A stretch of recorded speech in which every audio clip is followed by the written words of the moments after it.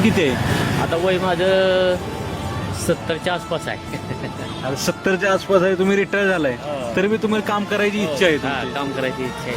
आता आपले बघताय तरुण पिढी, हो. त्यांना काम नाही, नुसतं मोबाईल पाहिजे. हो. शिकले तर हे केले तरी बी. मग त्यासनी काय सांगू इच्छिता तुम्ही? आता त्यासनी आपण काय सांगू शकता, त्यांच्या आई वडिलांना त्यांचा लाड आहे, त्या आपण काय सांगायचं.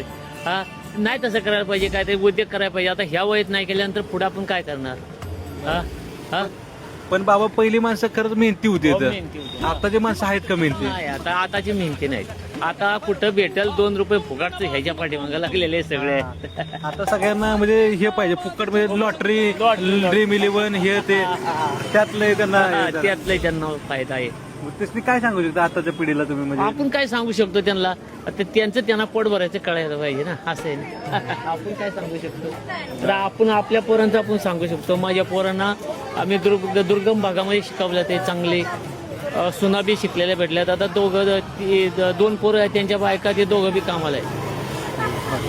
म्हणजे आपण माणसानं जसं मेहनती राहिलं पाहिजे तर पोरं पण तशी मेहनती होतील. आई वडिलांनी जर चांगलं संस्कार शिकवलं तर पोरं 100% ते काम करणार, मेहनती होणार, सगळं संसार व्यवस्थित जाणार. हेच काकांकडून आपल्याला शिकायला भेटला. धन्यवाद काका, माझी धन्यवाद. पोरं आता 2 लाख रुपये कमवते ते घरात म्हणजे. अरे वा. हा, या 2 लाख रुपये घरात त्यांचे येतात, त्यांना काम करायची गरज आहे का? पण कामाची एक आवड माणसामध्ये, आवड आहे. कामाची आवड असली तर माणसाचं वय हे काहीच नाही. हो. माणसं आताची पोरं म्हणतात एवढं कामाचा कट्टा होतो. कट्टा बिट्टा काय नसतं, आवड महत्वाची आहे का? आवड महत्वाची आहे. कटाळ्याचं काय नाही, आवड पाहिजे. आवड असली की कटाळा जातो. बस.